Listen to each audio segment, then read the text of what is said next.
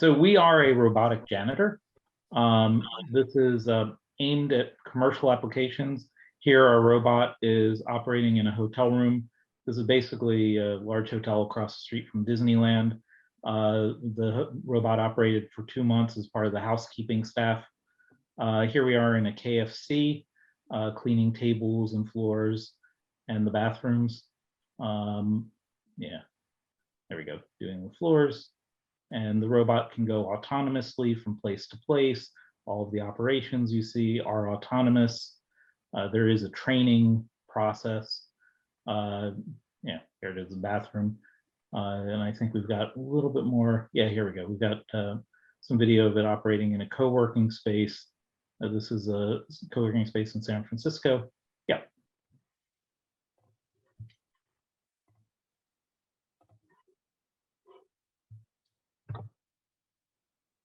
And let me start by introducing myself. This is actually my third robot company. My first one was a company called Nita Robotics, which is the #2 robotic vacuum after Roomba. I did another robot that was acquired by a Taiwanese company. It's now doing elder care in Japanese nursing homes. And then this is my third one, like I said. So you can go on the next slide. There's a fundamental problem in cleaning. People don't realize this, but there's a huge shortage of cleaners, and it's actually getting worse and worse.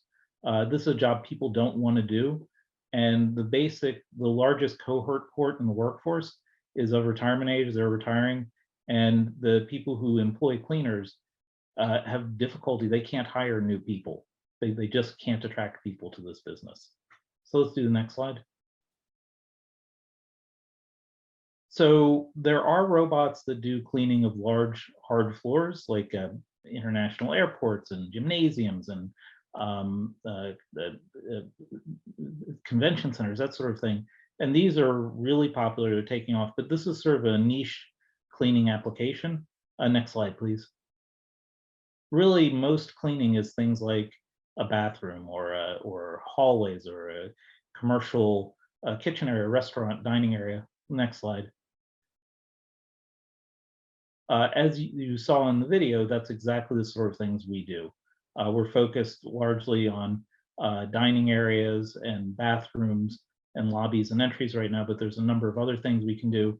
The robot can work fully autonomously, getting a work plan and working by itself, or it can work with existing staff. That's the case in a hotel where the robot's doing the bathroom while the housekeeping staff does the bed, for example. Next slide, please. This is a semi-public forum, so we don't have any announced partnerships, but we're engaged with actually the #1 quick serve restaurant company. We have 2 major universities who we're working with. We're working with a company called Tishman Speyer, which is a huge Class A office developer. We're working with hospitality cleaning companies on a number of fronts. Next slide, please. So the robot is aimed at cleaning, but that's not all it can do. The idea behind this is an autonomous mobile robot with an arm. We wrote it on a platform kind of basis. That we have application software that does the cleaning. We have already been asked by various parties to do other things. One of the biggest questions that comes up is intra-building logistics, moving items from here to there. So, for example, there's a timeshare cleaning company which is asking us the question: can we move trash bags and dirty laundry bags from out of the hallway to a central area? And of course, we can do that, and we will do that. Maintenance things like another 30 seconds. Anyway, there's a number of other applications that are available to us as well. Next slide. So what we're seeking, so we have a phase 1 AFWERX MOU. I don't think anyone who's left on the call is Air Force, but if there is someone from Air Force, we would love to find someone for MOU for phase 2. And we're looking for partnership, and we're looking for investment. Next slide, please. Yeah, I've gotten through the whole thing in 5 minutes. I mean, this is a consistent, cost-effective solution with a really terrific customer pipeline.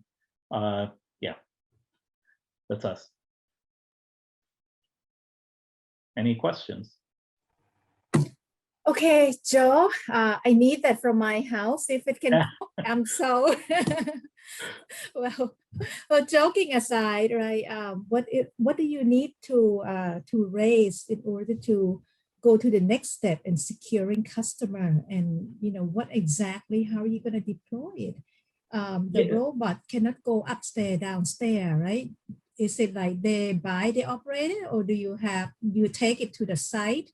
Somebody maneuver the robot and charge it at the end of the day? How does it actually work?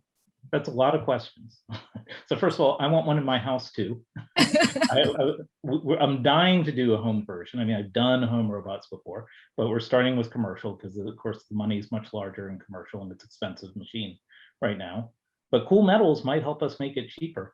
The um, the robot does not go up and down stairs, but it can ride elevators by itself. So that's the kind of environment it expects.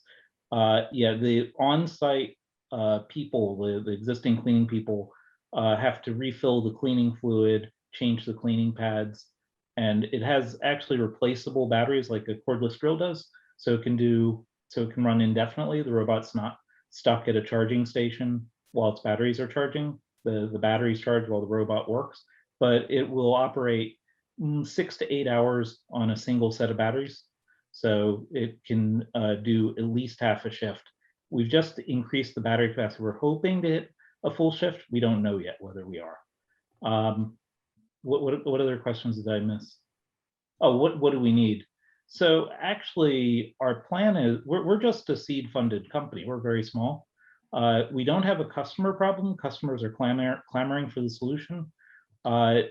We plan to raise a large Series A in the next 6 months, but we actually are just looking for some bridge funding, $1 million or $2 million, to bridge us to that time, is what we're looking for right now. Although if someone wanted to go lead an A right now, we would be very interested. But we feel like people are going to want to see us develop these customers a little bit further. So, got a question here. So, what's the status of your product development again? Your status of your product development. Yeah. So the product, we've done demonstrations in a number of different sites. I could show you a much longer video with more sites, and we are now entering formal trials, which will lead to paid deployments. So I'll jump in. Oh, sorry. No, go ahead. That's fine. Go ahead, Ron. No, go ahead. That's fine. Okay. I'm glad that you're coming at this from the approach of this is a sort of a human assisted device, or it's there to assist the job of a human that's potentially there to do the more nitty gritty type work and take care of things in advance. Piggybacking off what Tina said around sort of logistics, it seems like there's a lot of potential logistics to take into account. Where will this device be stored when it's not being used? But also I would imagine there's sort of, the education required to train somebody how to use this. There's the maintenance that will probably need to go along with it.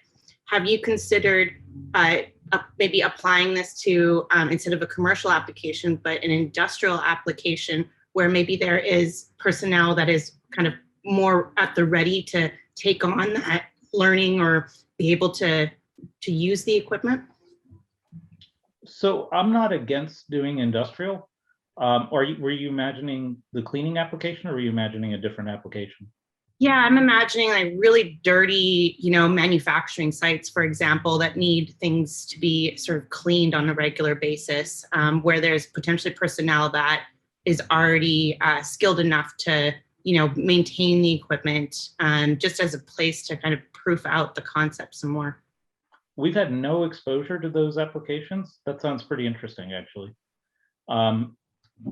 Yeah, the biggest challenge that we've had has been around those questions. The plan is, the questions of training people and how do we make it so that it fits into existing workflows. We've done a lot of work around it. We think it's going to be okay, but that's really going to be the focus of the trials. But an industrial setting has those benefits that you described. So yeah, that's interesting.